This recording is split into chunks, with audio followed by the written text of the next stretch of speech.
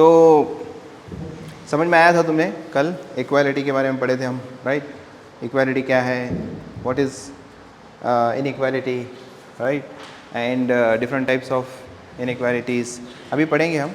Various causes for inequality, social, political, economic causes for inequality and all. But you know, equality is very important for any society. तुम कोई भी society में देख लो, most of the societies are stable as long as there is equality. है क्या नहीं? The moment there is inequality, there will be protest, chaos, law and order problems. Sometimes it may also lead to change in governments. Yes, there are many examples where protests have led to change in regimes or governments. In Middle East, for example, in Egypt, the Hosni Mubarak regime was changed because there was severe inequality. Political power was concentrated in the hands of a group of people, elite. Hence, people protested and they removed the government, right? Similar thing happened in Libya, right? And in Western countries also, there are many countries where protests happen. Why? Because there is growing inequality. Okay, so equality is very, very important. People will obey laws as long as they think that the laws are equal for everyone, right? Why do you obey laws? Because you think laws are equal for everyone. तुम देखे होंगे shorts आते रहते हैं YouTube पे जिसके अंदर जो you know people criticize some people for not following rules, you know, minister का बेटा, एमएलए का बेटा ऐसा जा रहा, उसको क्यों नहीं पकड़ रहे, वगैरह वगैरह, right? So people want equality, and equality is fairness. What is equality? Equality leads to fairness और fairness leads to equality. Fairness बोले तो treating everybody as equal, right? तो उसी को बोलते हैं rule of law. So these are very much connected concepts. एक बार इसको अच्छे से समझ लिए तो then it will be easy for you to write mains answers. समझ रहे क्या नहीं? For example, देखो fairness means treating everybody equal, fair. The law is fair. Fair बोले तो it doesn't recognize privileges. It only sees whether you are a human or not, and if you are a human, whether you have committed this crime or whether you also equal to the other person or not, right? And fairness means you are equal to the other person, right? तो fairness बोलते हैं उसे. So we can say fairness is justice. Yes, fairness is justice when everybody is treated fairly. For example, in class, if I am asking question to only one person regularly, or if I am not asking question to one person no matter what, then you will start protesting. Why are you not asking question to him? You know, why are you giving special treatment to him? तुम छुट्टी पे गए, सब लोग time पे आए, एक बंदा टाइम पे नहीं आया और मैं उसको कुछ बोला ही नहीं, एडमिट कर लिया, तो you will be happy or will you protest? You will protest. Why? Because you see there is unfair treatment. What are you seeing? Unfair treatment. So fairness is equality leads to fairness. Fairness leads to sense of justice. Fairness leads to sense of justice. ये fairness जो है ना, इसी को बोलते हैं due process of law. क्या बोलते हैं इसको? Due process of law. ये कॉन्सेप्ट भी तुम पढ़ोगे पॉलिटी के अंदर. What is the difference between procedure established by law and due process of law. Yes. So I am just telling you how things are connected. When you understand one thing, then all other things will become easy for you to understand. Okay? So fairness leads to justice, and when there is justice in society, then everybody will enjoy their rights. What they will enjoy? Yes. Everybody will enjoy their his or her rights. And when everyone is enjoying rights, everyone is happy, there is stability, social stability, there is social order, there is law and order, there is rule of law. Then what will happen? There will be economic growth also. Because whenever there is rule of law and order, तो मतलब social stability रहती है, तो बाहर के लोग भी आके क्या करते हैं? पैसा इन्वेस्ट करते हैं, और तुम खुद भी बिजनेस में इन्वेस्ट करना चाहोगे because your business will give you a lot of return. है ना. ऐसा नहीं होता है कि भाई लॉ एंड ऑर्डर इशू की वजह से तुम्हारा बिजनेस बार बार बंद पड़ रहा है और तुम जो है पैसा नहीं कमा रहे हो. So you understanding how political stability, that is fairness, equality, justice, also helps in the growth of country in the form of economic development. So you can say this will lead to economic development. Yes, it will lead to what? Economic development.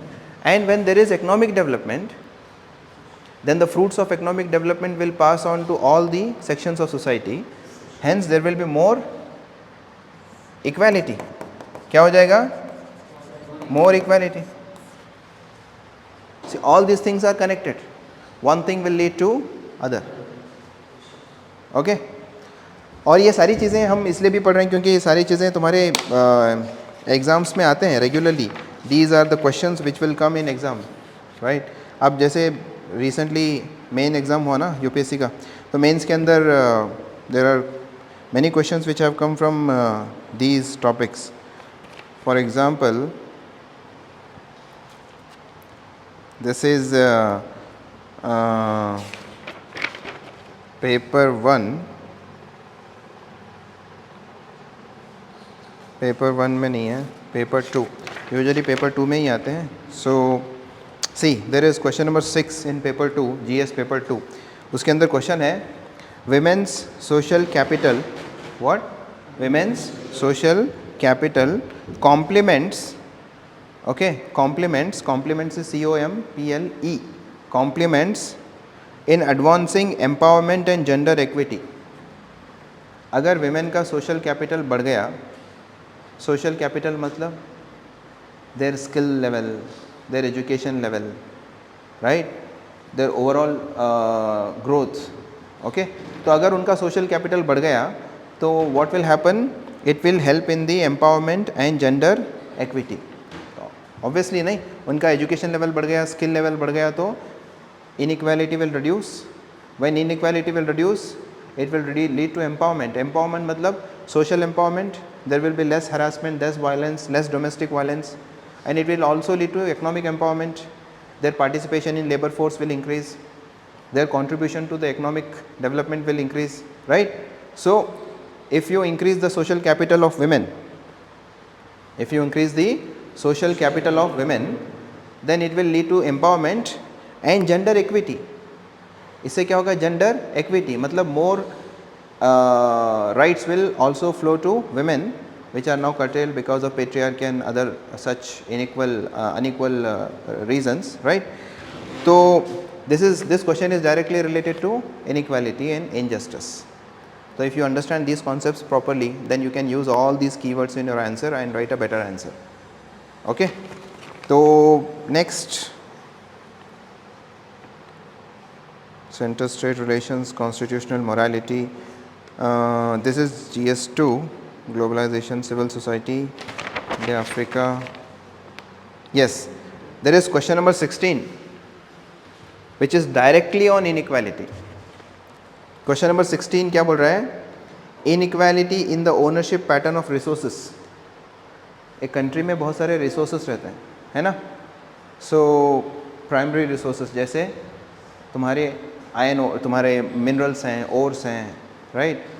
Water is also resource.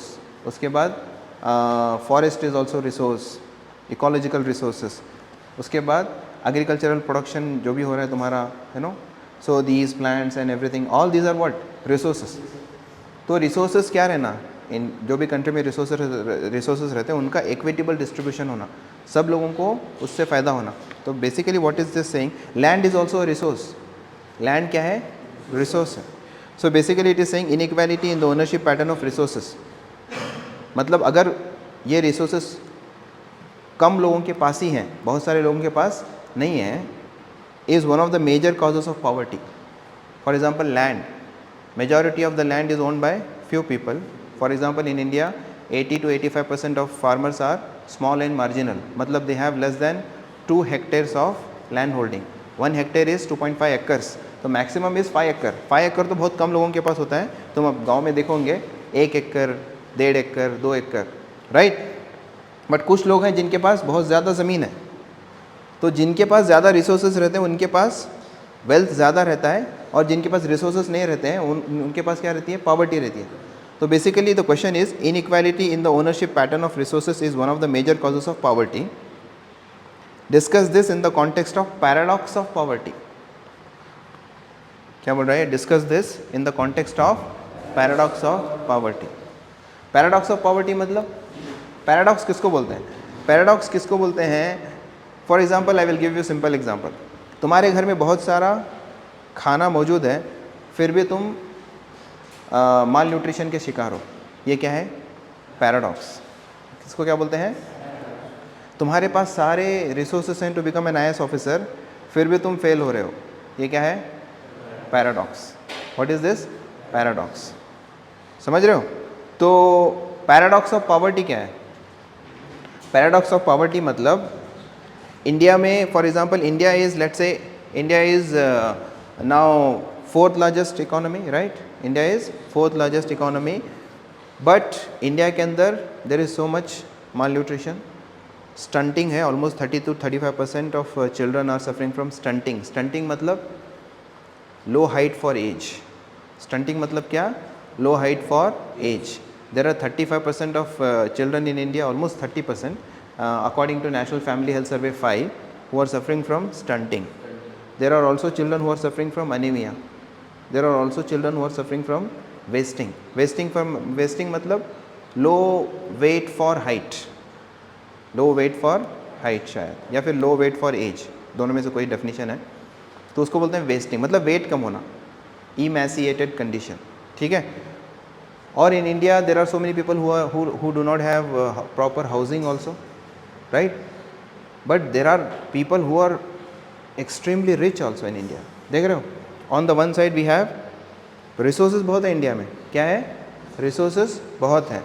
Okay, उसके साथ साथ में India में problems भी बहुत है ना, poverty related. क्या है, प्रॉब्लम्स भी बहुत हैं. तो this is called as paradox. इतने सारे रिसोर्सेज होने के बावजूद भी प्रॉब्लम्स हैं. और एक एग्जांपल बोलूँ मैं पैराडॉक्स का. इंडिया में सबसे ज़्यादा मिनरल प्रोड्यूसिंग स्टेट्स कौन से हैं, झारखंड, छत्तीसगढ़. क्या वो डेवलप्ड स्टेट्स हैं compare to Karnataka, Tamil Nadu and all? No. This is called paradox. Despite having huge resources there is less economic development, there is less human development. ये क्या है, पैराडॉक्स. तो basically the question is asking because of this unequal control over the resources, okay, poverty is there. Explain this in the context of paradox of poverty. बोले तो ये क्यों है, paradox of poverty क्यों है. हमारे पास इतना सारा, for example India's GDP is so high yet so many problems are there, economic problems हैं, क्यों है, समझ में आया. So this question is directly related to inequality. Okay, उसके बाद so questions directly come in paper 2 and paper 3 as well on inequality, how inequality leads to many problems and all. So you have to understand this very clearly. And ये मैंने जो यहाँ पे keywords use किए हैं ना, ये सारे keywords यूज़ करके तुम अपना आंसर लिखोगे तो your answer will be really good. Okay, so you have to complement what we are learning here with newspaper. Newspaper में regularly there are articles. Paradox of poverty पे बहुत बार आर्टिकल आ चुका है, द हिंदू में, इंडियन एक्सप्रेस में, बहुत सारे newspapers में. समझ रहे हो. ओके, सो लीगल इक्वालिटी कल तक हमने यहाँ तक पढ़े थे. So what is legal equality. Legal equality means very simple, in the eyes of law everybody is same. In the eyes of law everybody is same. This is first part of article 14, that is equality before law. Okay, no matter who you are, no matter who you are, there are no special privileges. There are no special privileges. अगर दो लोग helmet पहन के नहीं जा रहे, helmet नहीं पहन के गाड़ी चला रहे हैं, अगर पुलिस ने पकड़ा तो दोनों को सेम फाइन होना चाहिए. एक just because he is connected to MLA और तुम जो है कॉमन मैन हो तो उसको फाइन नहीं डाले और तुम्हें डाल दिए तो that is not legal equality. Legal equality dictates that both of them should be fine same. समझ में आया. तो उसको बोलते हैं legal equality. So equality before law, everyone is subject to the same laws regardless of their personal characteristics. This is because of the constitution. Earlier it was not the case. I have already explain that in previous class. पहले क्या था, laws were based on privileges, laws were based on caste, laws were based on property. Laws was also based on gender. If women committed crime, then there was more punishment than men committing crime. But अभी क्या है? The law is blind to all these privileges. Law sees everybody as equal. उसको बोलते हैं legal equality. Equal protection of law we will discuss later. For example, in India, Article 14 talks about legal equality. समझ में आया legal equality? Okay. Next, political equality. Political equality meaning, for example, India is a democracy. India is what? India is also an electoral democracy. मतलब यहाँ पे the change in government happens through the elections. In India, elections happen every 5 years, right? Political democracy dictates that anybody can aspire to become or to hold any office. Okay?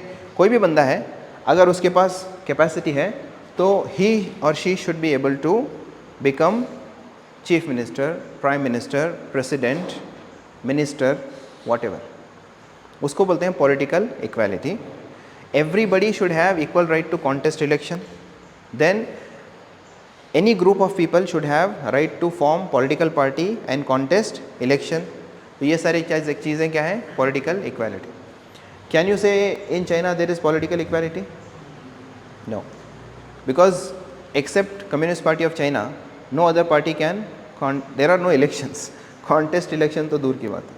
There are no elections. So there is no political equality. Political equality नहीं है तो there are no political freedoms. Because equality leads to freedoms, liberty. है क्या नहीं? North Korea में elections होते हैं? नहीं होता है. सऊदी में इलेक्शंस होते हैं? नहीं होते. और बट कुछ कंट्रीज़ में इलेक्शंस होते हैं, बट वो नाम के होते हैं. There are many countries in the world where some people have strong hold on power. For example, in Latin America, there are countries where there is severe malpractice in election. Rigging होता है ना? लोगों को डराया जाता है कि ये पार्टी कुछ वोट करना, और वोटिंग खाली नाम के लिए होता है. किसके लिए होता है? Just to show to the world that we are a democracy. किसके लिए होता है? सिर्फ नाम के लिए होता है. Right? So political equality is extremely important. Right? So definition, all citizens have equal rights to participate in the political process. ये एक important इसका definition है, one person one vote. Political equality means one person one vote. मतलब फ़र्क नहीं पड़ता है whether I belong to, let's say, whether I am a rich person or poor person, or if I belong to so-called upper caste or lower caste, whether I am a tribal or not tribal, whether I am a man or woman or a transgender, whatever one is, everybody has one person one vote. अभी recently Bihar में special intensive revision चल रहा है electoral roll का. There are so many protests happening. There is a case going on in Supreme Court, right? What are all, क्या चाह रहे हैं वो सब लोग? वो सब लोग चाह रहे हैं कि there should be political equality. One person, one vote should be maintained. Okay? Illegally, nobody should be removed from electoral roll, because then that will lead to political inequality. समझ रहे हो? तो one person, one vote. उसके साथ में और एक principal add होता है, that is one person is equal to one vote and one value. ये भी ज़रूरी है, इसको बोलते हैं पॉलिटिकल इक्वालिटी. समझो तुमने वन पर्सन वन वोट दे दिया, बट वो everybody's vote does not have same value, then what is the point of one person one vote? समझ रहे हो? फॉर एग्जाम्पल अगर बोल दिया कि भाई रिच पीपल, अगर एक रिच पर्सन है उसको भी एक वोट दिया है, और एक पुअर मैन है उसको भी एक वोट दिया है, और बोल दिया कि अगर रिच पर्सन वोट करता है तो उसका वोट का वैल्यू ज़्यादा रहेगा compare to poor. For example अगर ये बोल दिया the value of the vote of rich to poor is 2:3, अगर ऐसे बोल दिया, लॉ के अंदर क्या बोला?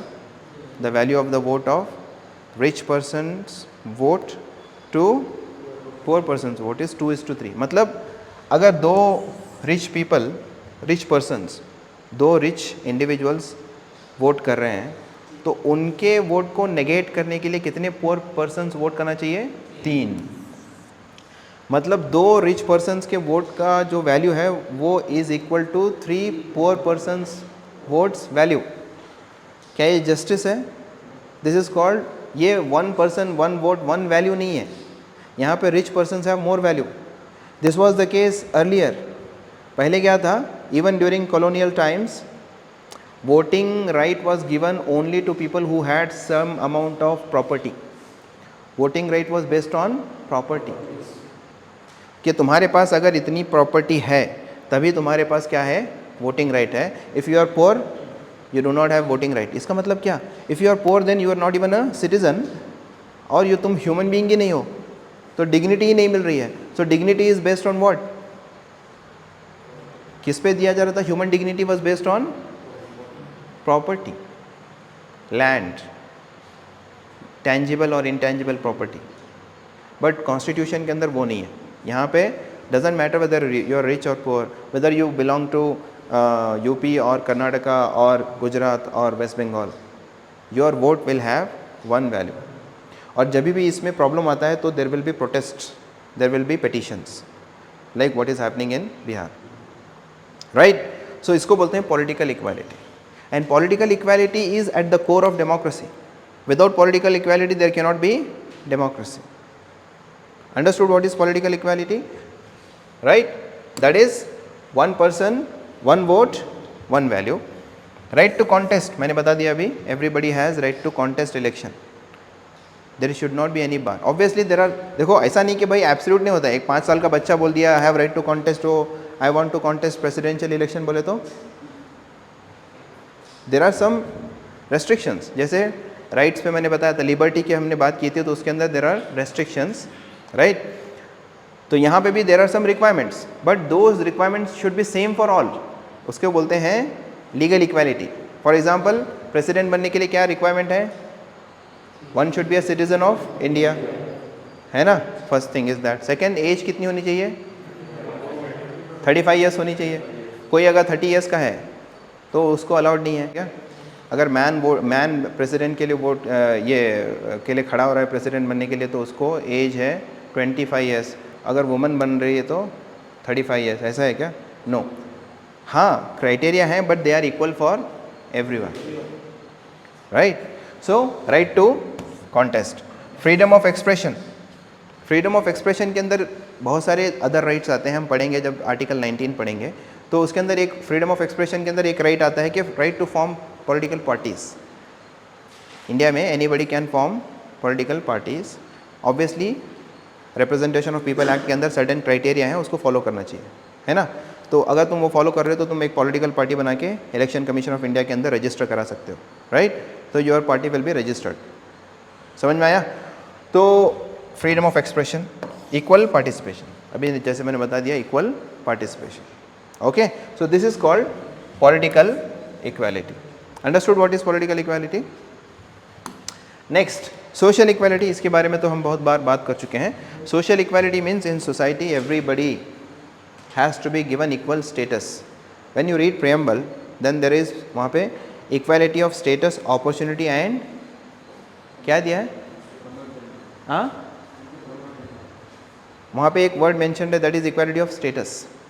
क्या है? Equality of status. स्टेटस मतलब in society everybody has same status, right.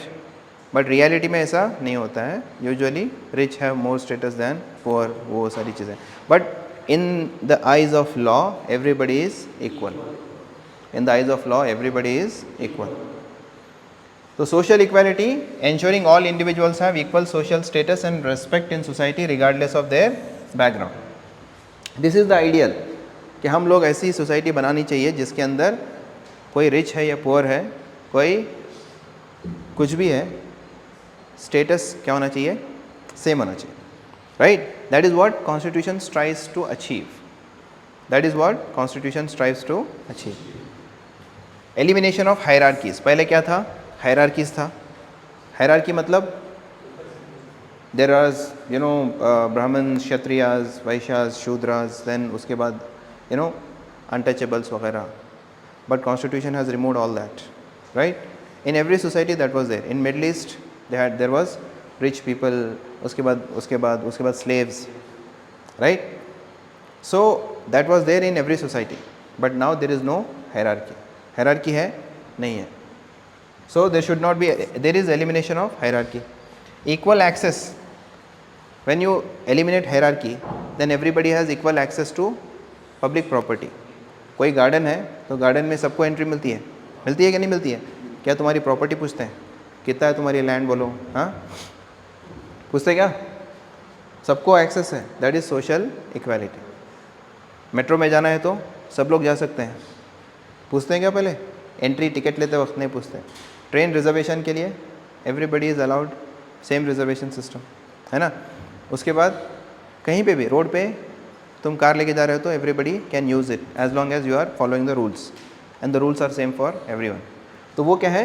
Equal access. Then freedom from discrimination. Article 17 for example says untouchability is abolished, तो there is no discrimination. Freedom from discrimination. Okay. Then for example article 17 की मैंने बात की, तो ये है social equality. Social equality के अंदर क्या क्या आता है? Gender equality.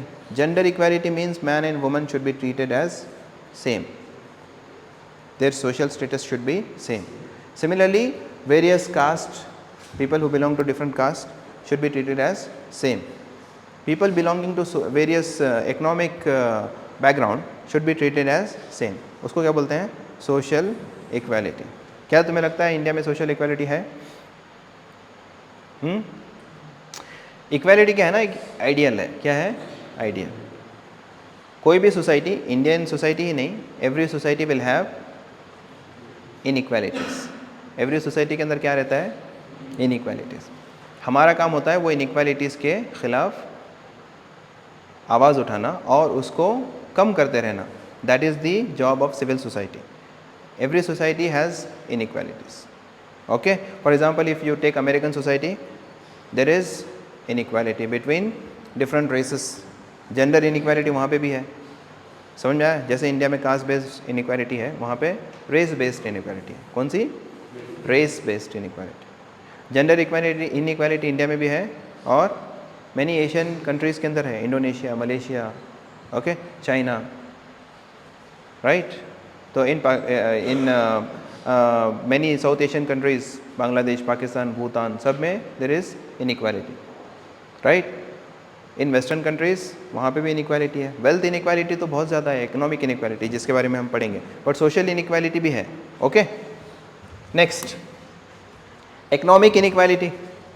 इकोनॉमिक इनइक्वालिटी, तुम जाके लेटेस्ट एक सर्वे आता है ऑक्सफैम, एक ऑर्गेनाइजेशन है कॉल्ड ऑक्सफैम. तो ऑक्सफैम का सर्वे पढ़ो about inequality in India and the world. ठीक है, लेटेस्ट सर्वे पढ़ो तो उसके अंदर तुम्हें पता चलेगा कि कितनी सीरियस इनइक्वालिटी है. इसको बोलते हैं पैराडॉक्स. क्या बोलते हैं? वो जो पैराडॉक्स ऑफ पॉवर्टी बोल रहा था ना, वही. For example, maybe top 10% hold more than 50% of the wealth in India. More than 50% India की वेल्थ किसके पास है? 10% के पास. समझ रहे हो? So that is economic inequality. Okay. India में for example if you take some MNCs, परसों न्यूज़पेपर में एक डिबेट चल रहा था कि जो MNCs होते हैं उनके CEOs होते हैं ना, CEOs, जैसे इन्फोसिस है उसका CEO है, टाटा कंसल्टेंसी सर्विस है उसका CEO है. तो CEOs को कितना सैलरी देनी चाहिए?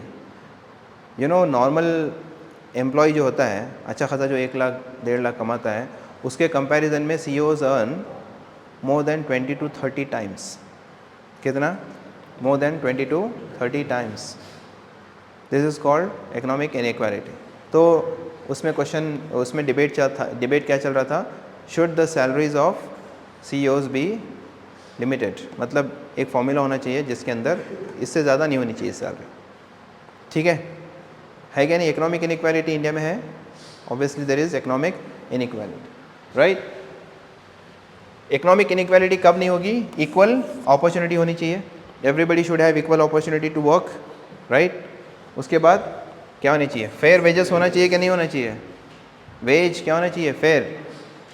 अभी जो प्रॉब्लम चल रहा है गिग वर्कर्स का, प्लेटफॉर्म बेस्ड गिग वर्कर्स, क्या प्रॉब्लम्स है उनके, पूरा दिन भर काम करना पड़ता है 8 से 10 घंटे, राइट। 10 घंटे काम करके धूप में बारिश में they have to deliver so many things. आजकल तो 5 minutes delivery, 10 minute delivery, right. पता नहीं इतनी लेट तक लोग बैठते क्यों हैं, पेस्ट लास्ट मिनट में डिलीवर कर रहे हैं, है नहीं। तो ये सारी चीज़ें गिग वर्कर्स डिलीवर करते हैं, but how much they get, 25,000, 30,000, 35,000 salary, है ना। Is it a fair wage. Plus social security नहीं है। सोशल सिक्योरिटी मतलब समझो कोई हेल्थ इशू आ गया उसको, लेट्स से उसको डेंगू हो गया या फिर टाइफाइड हो गया, right. There is no insurance provided by the platform. Swiggy, Zomato ये सारे इंश्योरेंस प्रोवाइड करते हैं क्या? नो। सो हेल्थ इंश्योरेंस नहीं है, तो they have to spend from their pockets. और एक हॉस्पिटल एडमिशन हो गया एक बार, तो जो भी सेविंग्स था पूरा चला जाएगा। In fact they will be indebted, they will be in debt. समझ में आ रहा है कि नहीं? सो फेयर वेजेस नहीं है, तो क्या होना, फेयर वेज, राइट। इसीलिए Karnataka government recently passed gig workers social security act. उसके अंदर some amount of the money has to be deposited by the platform based workers. Government also deposits some money and that will be used for the social welfare of platform based gig workers. Okay, तो fair wages होना। economic security, economic security means for example same example low, gig workers, do they have economic security? for example एक government servant है, उनके पास क्या होता है, job security होती है कि नहीं होती है। उनको सुबह सुबह उठ के ऐसा नहीं बोल सकते फ़ोन करके आज से तुम मत आओ।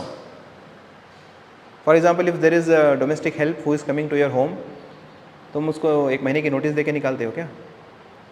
नोटिस देते, क्या करते तुम? फ़ोन करके बोल देते आज से काम को नको आओ। There is no job security, right. So job security is very important so that people have security to find new job and then go there, right.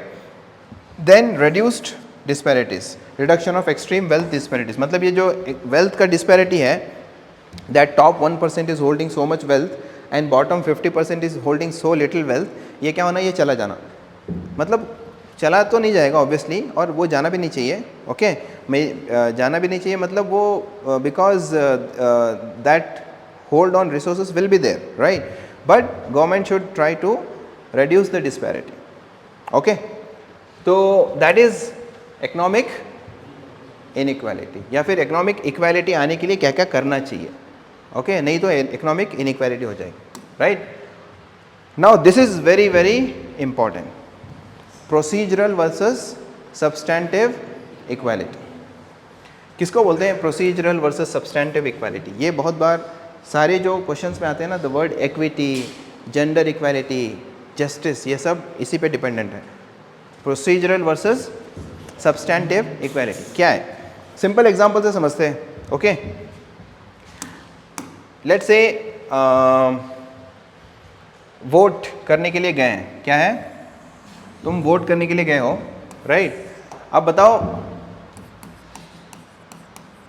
यहाँ पे है प्रोसीजरल इक्वालिटी, यहाँ पे है सब्सटैंटिव इक्वालिटी, ठीक है। Procedural equality and substantive equality.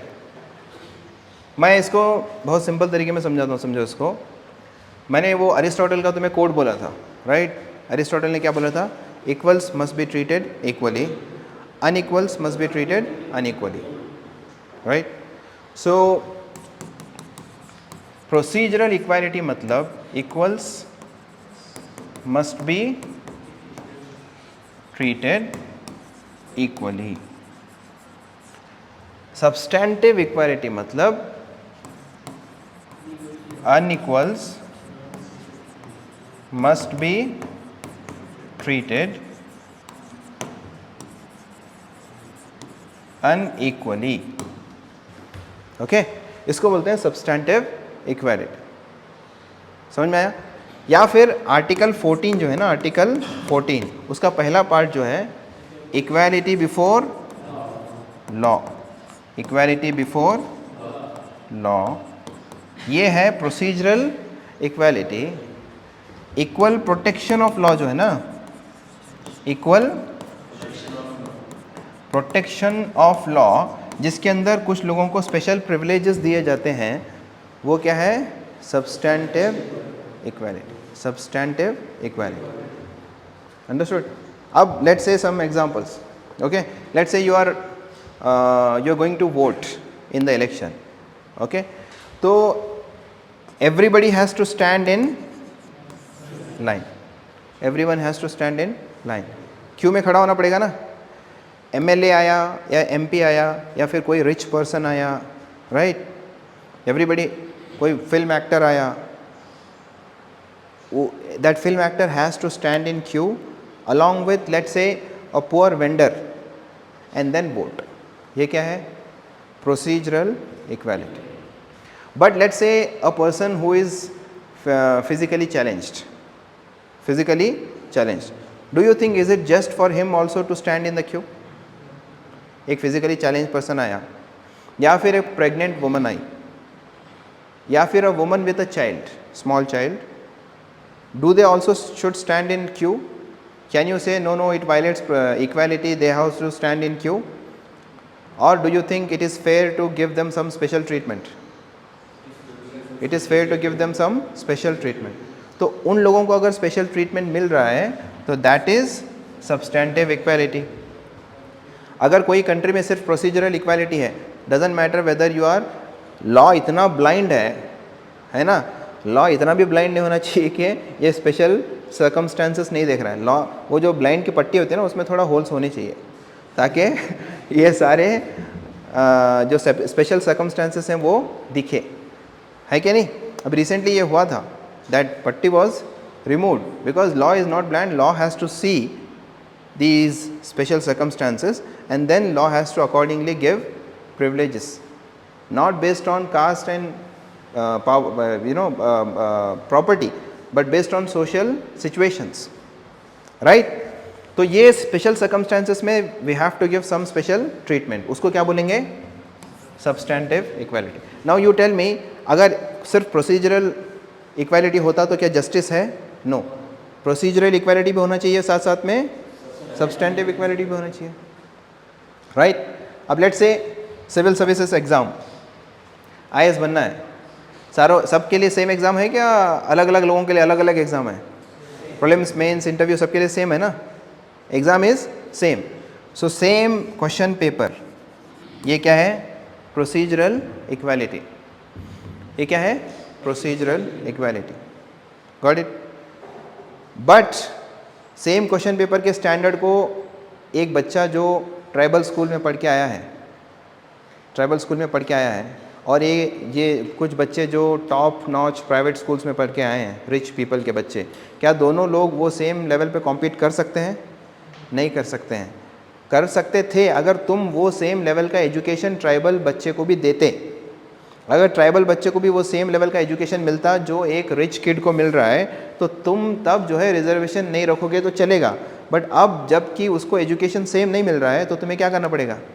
You have to give some kind of reservation to the people who are tribals, similarly scheduled caste, similarly OBCs, similarly women, because they have not received same kind of initial education. तो reservation is what? Substantive equality. Exam same है, but some seats are reserved for some people. ये क्या है? Substantive equality. समझ में आया? So can we say, okay,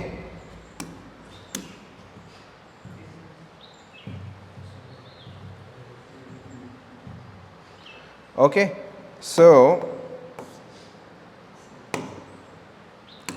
so can we then say procedural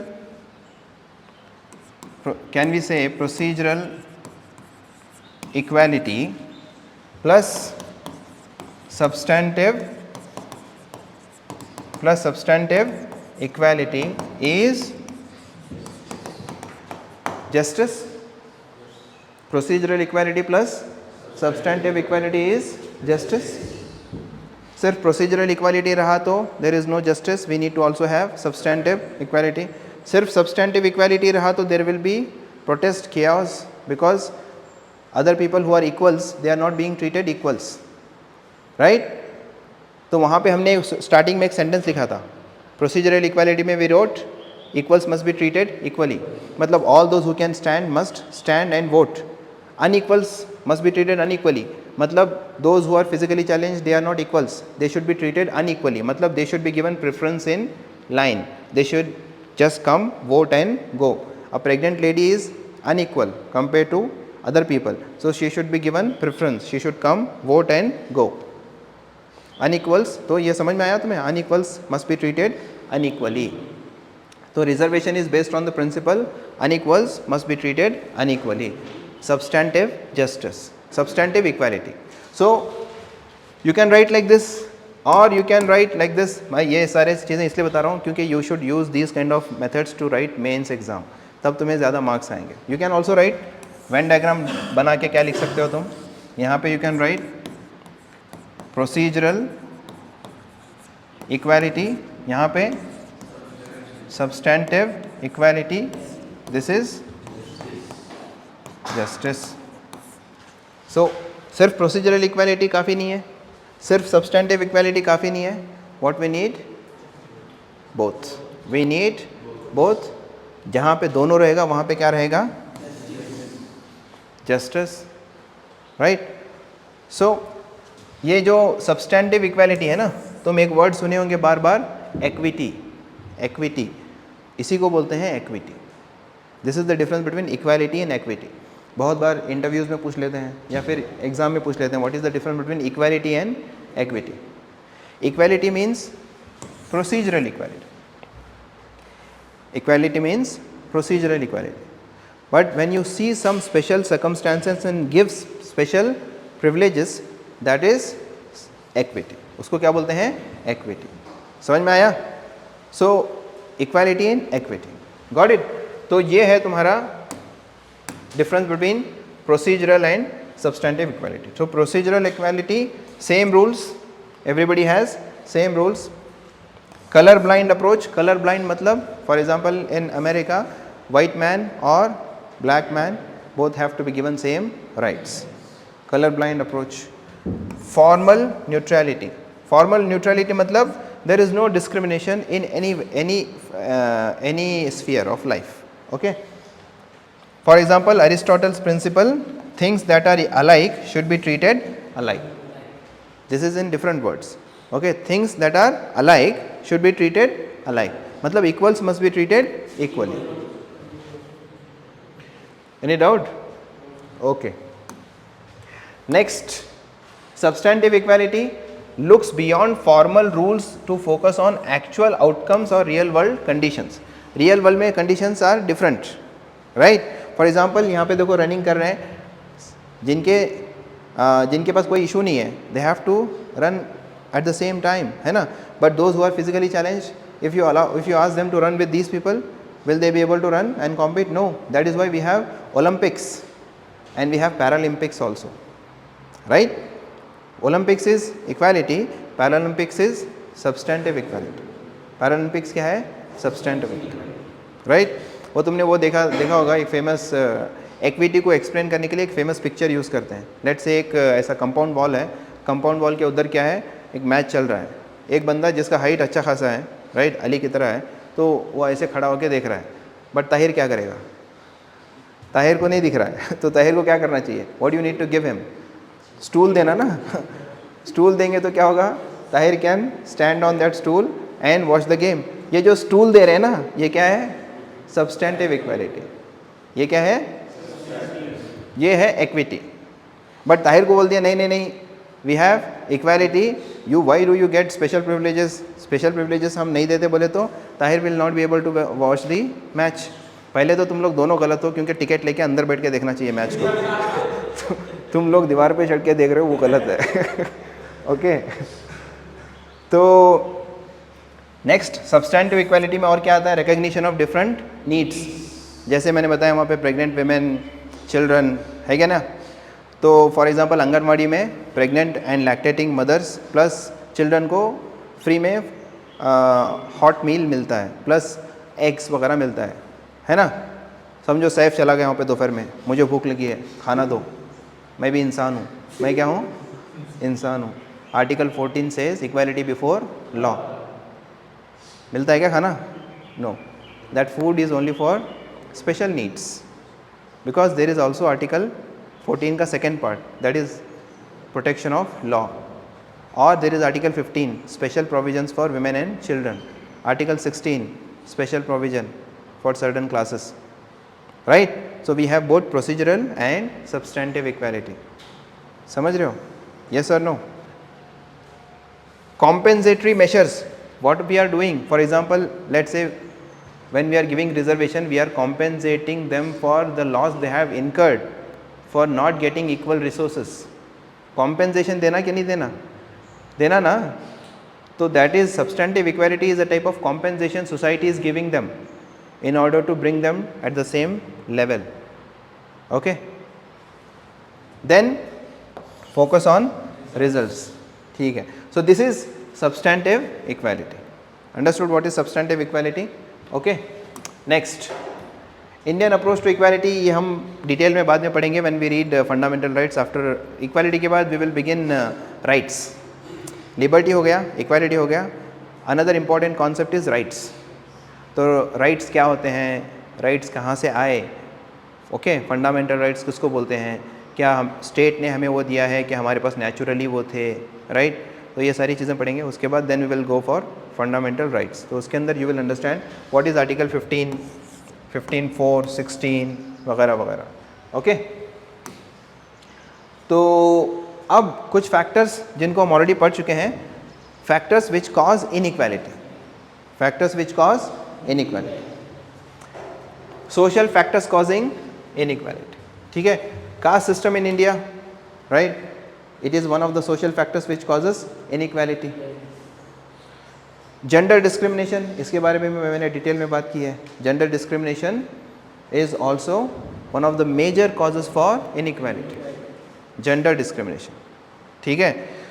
sex और gender के बीच में फ़र्क है। These are two different terms. Okay, the term sex it is biological. क्या है ये? Biological. Okay, a man and woman look different, they have different anatomical and physiological structures, and that is sex. But gender जो है ना, gender is not biological, it is social. ये क्या है?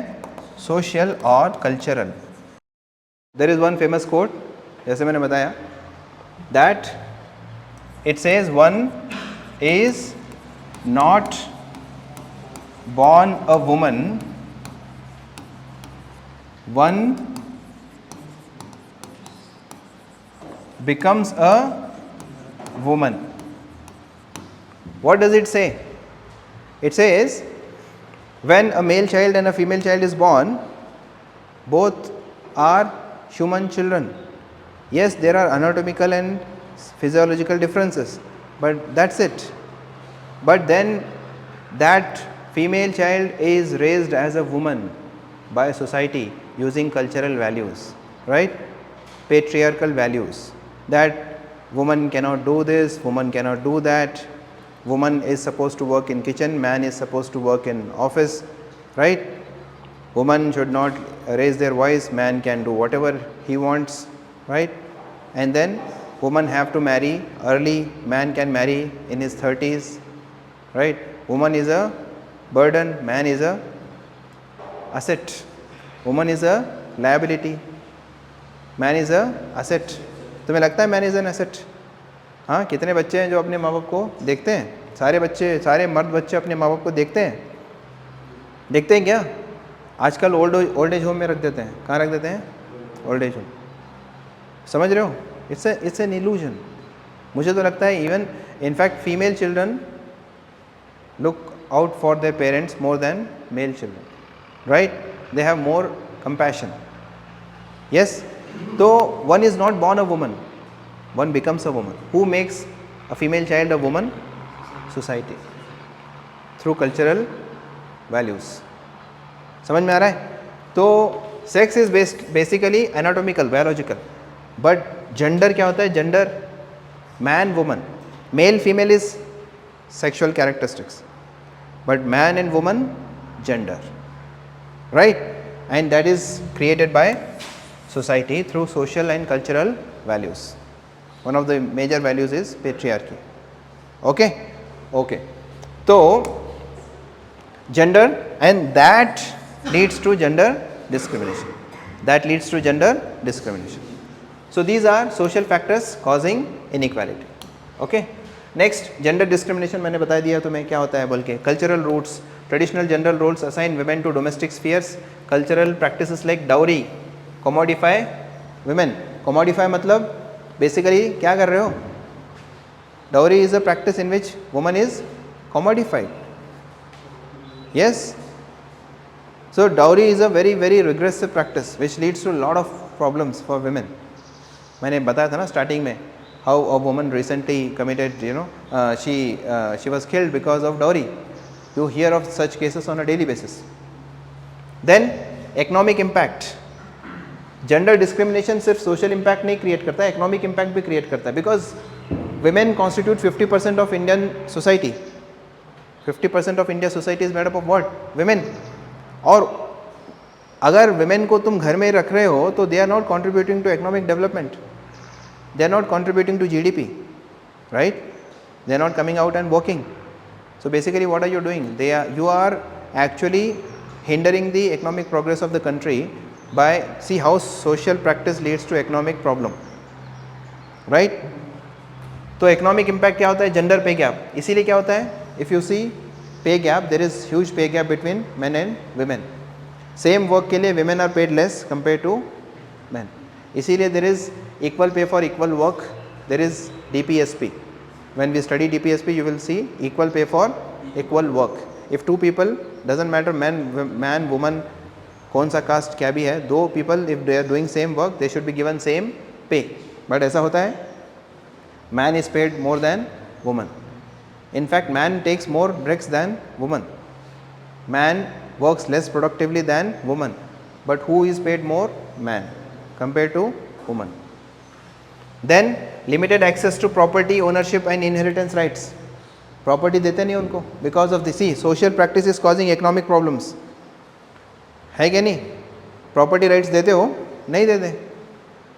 4 भाई हैं और 3 बहन है बोले तो 4 भाई अब हड़प लेते प्रॉपर्टी, बहनों को नहीं देते, राइट? नहीं देते ना, प्रॉपर्टी राइट्स नहीं मिलते. Then concentration in informal low paying work sectors. और इन वुमेन का कॉन्सेंट्रेशन कहाँ ज़्यादा है? हाइयर लेवल पे देर इज़ ग्लास सीलिंग. उसको क्या बोलते हैं? Glass ceiling. वुमेन इसको बोलते हैं glass ceiling. women can go up to here. उसके बाद CEO, CFO, CTO, higher level जो जॉब्स रहते हैं वहाँ पे कौन रहते हैं? सब men. There is some invisible glass ceiling which is not allowing women to rise in hierarchy.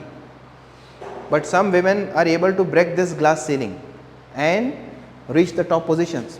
तुम लोग नाम सुने होंगे, Indira Nooyi for example, she was the head of Coca Cola, उसके बाद Kiran Mazumdar Shaw, Biocon, she is the head of Biocon. उसके बाद in civil services also many women break the glass ceiling and become, for example Shalini Rajneesh madam in Karnataka, she is the chief secretary, right? But in India में तुम chief secretaries देख लो states के, कितने women हैं देख लो, उसमें बहुत कम है. इंडिया के कैबिनेट सेक्रेटरीज जो टॉप लेवल IAS ऑफिसर होते हैं, how many women have become cabinet secretary in India? Check कर लो जाके, very few. How many women have become chief justice in India? अभी तक कोई चीफ जस्टिस बने?